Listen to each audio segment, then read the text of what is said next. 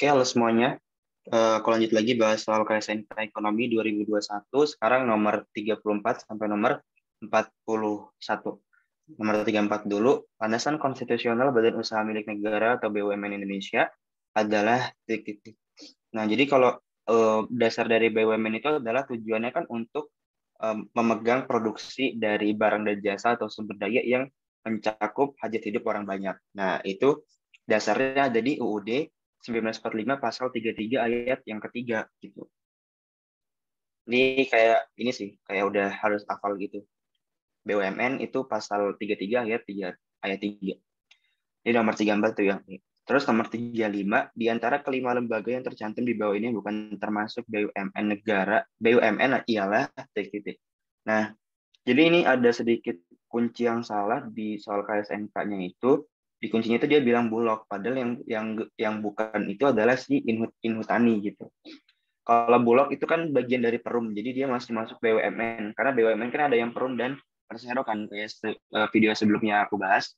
Nah, terus kalau yang Pertamina itu ya karena dia juga Persero, terus Perhutani sama yang Seri itu dia masih masuk ke BUMN yang di bagian kayak kehutanan dan perkebunan gitu. Jadi yang salah itu yang C. Jadi nomor 35 C.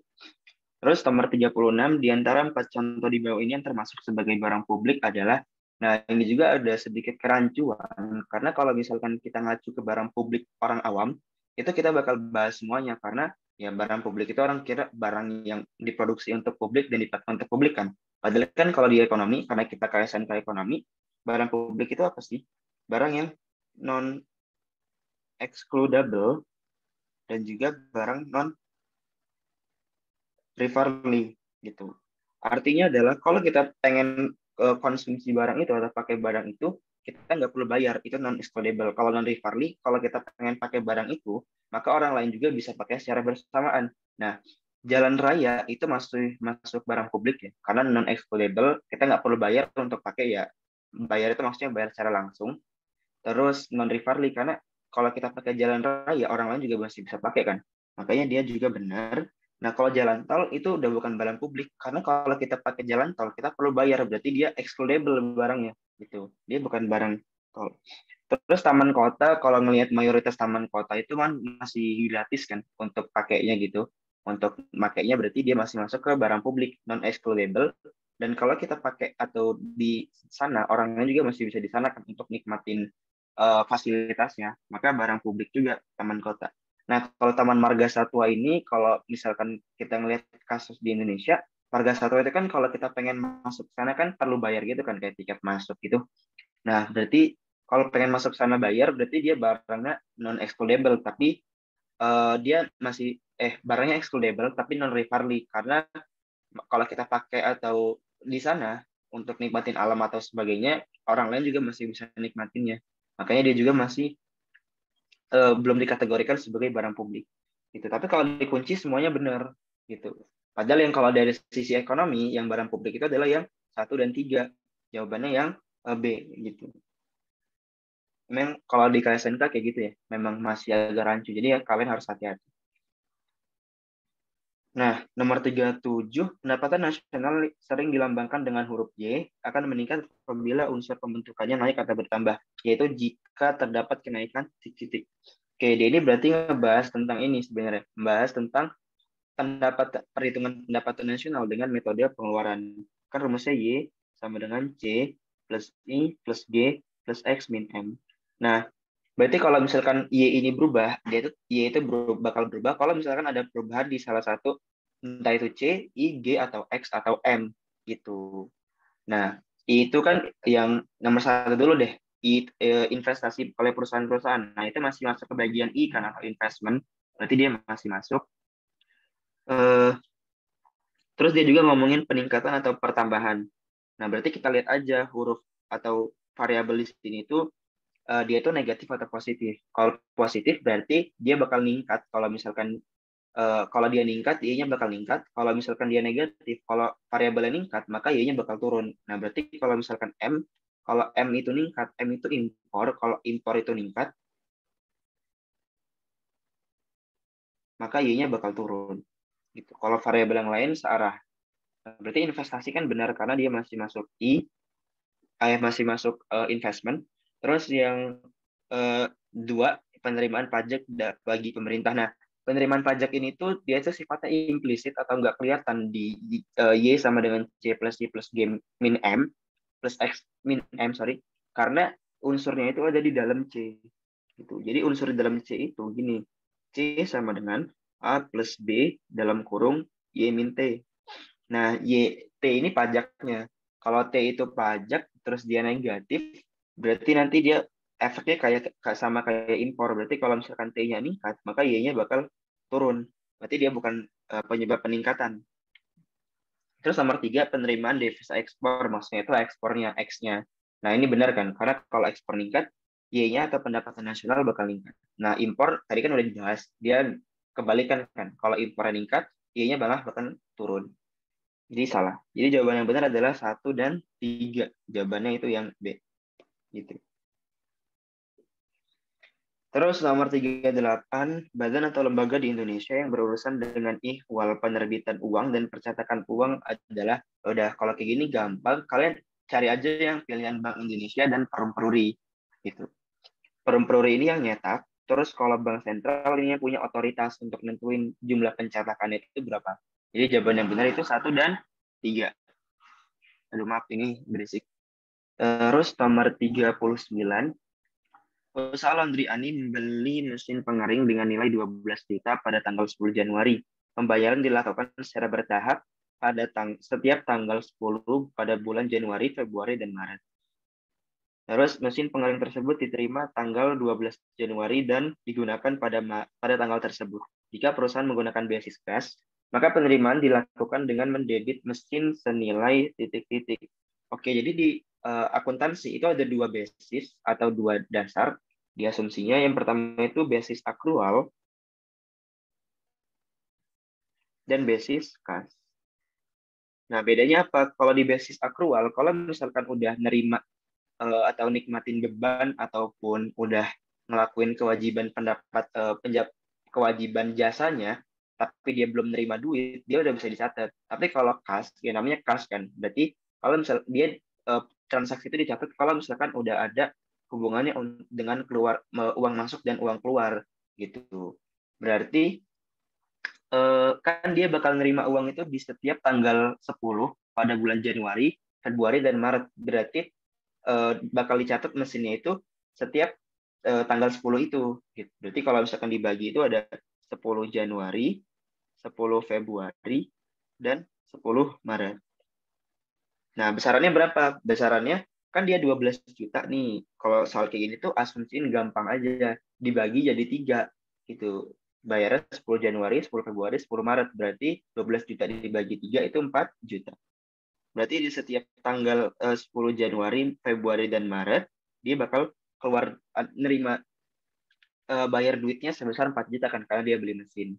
Gitu. Berarti mesinnya itu baru bisa dicatat. Kalau misalkan pakai metode kas, itu setiap tanggal 10 Januari, 10 Februari, dan 10 Maret. Gitu. Jadi jawaban yang benar yang D.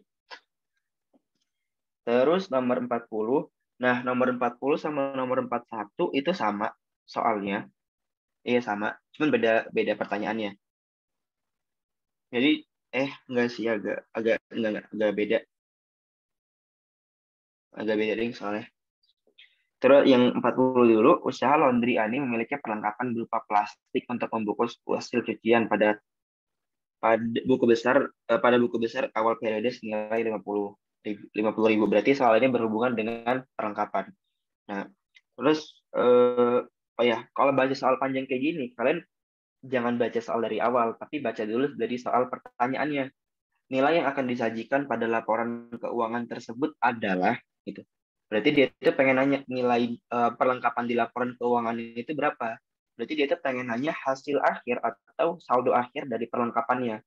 Karena setiap angka atau saldo yang ada di laporan keuangan itu saldo akhir dari masing-masing akun gitu. Nah, itu bisa kalian lihat langsung dari kalimat terakhir sebenarnya. Kalimat kedua terakhir. Hasil perhitungan fisik dari perlengkapan tersebut adalah 100.000. Berarti kayak ya nilai akhir dari perlengkapan dia di akhir periode itu ya 100.000 gitu. Berarti bisa dicatat atau bisa dibilang nilai yang bakal disajiin di laporan keuangan itu 100.000 gitu. Jadi kalian harus ya kalau pengen cepet ngerjain kayak gitu. Karena kalau kalian baca dari awal itu data-data yang lain itu bakal ngecoh kalian untuk jawab jawaban yang benar. Jadi jawaban yang benar itu nomor 40 adalah yang B, perlengkapan 100.000. Terus nomor 41 kita baca soal dari terakhir. Berdasarkan informasi tersebut, jurnal penyesuaian yang akan dibuat pada akhir periode adalah, kayak dia itu nanya jurnal penyesuaiannya. Gitu. Nah, kalau kalian baca cepat, terus kalian bakal lihat nilai perlengkapan itu 150 pas awal, terus pembelian perlengkapan 450, dan akun beban perlengkapan sebesar 450.000.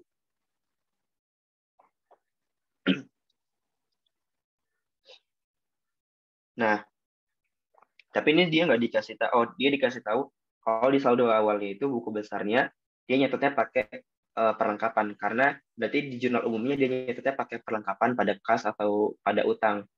Karena nanti bakal ada dua jenis kan penyesuaian itu. Dia nyatet pertamanya pakai beban atau nyatet pertamanya pakai aset. Nah, berarti di sini dia nyatet pertamanya pakai aset. Maka ini kata kuncinya nih, mana ya? Dia beli ada apa nih? Perlengkapan pada buku besar yang kalimat awal. Berarti dia nyatetnya pakai metode perlengkapan. Misalkan dia belinya pakai ini deh, jurnal umumnya perlengkapan pada kas. Karena bisa juga nyatetnya beban perlengkapan pada kas. Dan itu harus kalian pelajari nantinya. Nah, terus ternyata dia juga ngelakuin pembelian perlengkapan nih, pembelian perlengkapan sebanyak 450.000. Nah, dia beli perlengkapan tuh 450.000, berarti ada tambahan lagi perlengkapan. Perlengkapan pada kas juga sebesar 450.000. Nah, berarti sekarang total perlengkapan yang dia punya itu adalah 450 ditambah 150. Berarti jumlah perlengkapan dia sekarang adalah 450 tambah 150, 600.000. Nah, kalau ngomongin beban dari suatu aset, beban perlengkapan, contohnya, berarti dia itu menggambarkan aset yang udah digunakan. Berarti kalau beban perlengkapan adalah perlengkapan yang udah digunakan. Gitu.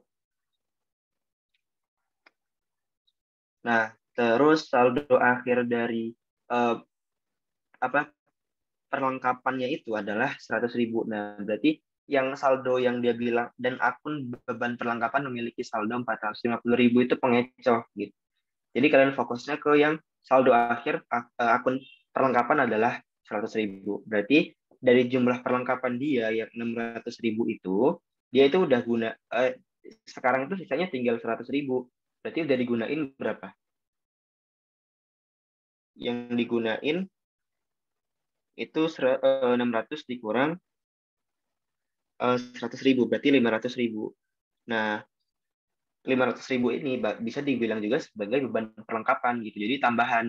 Awalnya kan beban perlengkapannya itu 450, sekarang ada tambahan lagi 500.000. Terus cara nyatet jurnal penyesuaiannya gimana? Cara AJP-nya, ya ini kan beban yang perlengkapan yang digunain kan 500.000, berarti dia itu dikategorikan sebagai beban perlengkapan.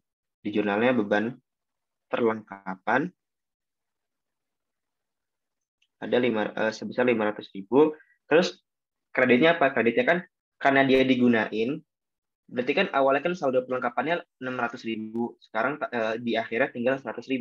Berarti kita harus ngurangin perlengkapannya sebesar berapa? Sebesar 500.000 juga. Perlengkapan kan berkurang di kredit. Nah, ini jadi AJP-nya yang nomor 41. Jadi jawaban yang benar adalah yang D. Gitu. Oke, mungkin itu aja pembahasan soal di video ini. Semoga bermanfaat buat aku, buat kalian juga. Jangan lupa like dan subscribe untuk biar aku bisa terus bahas-bahas soal tentang ekonomi. Thank you udah nonton, dan kita lanjut di video pembahasan berikutnya. Thank you.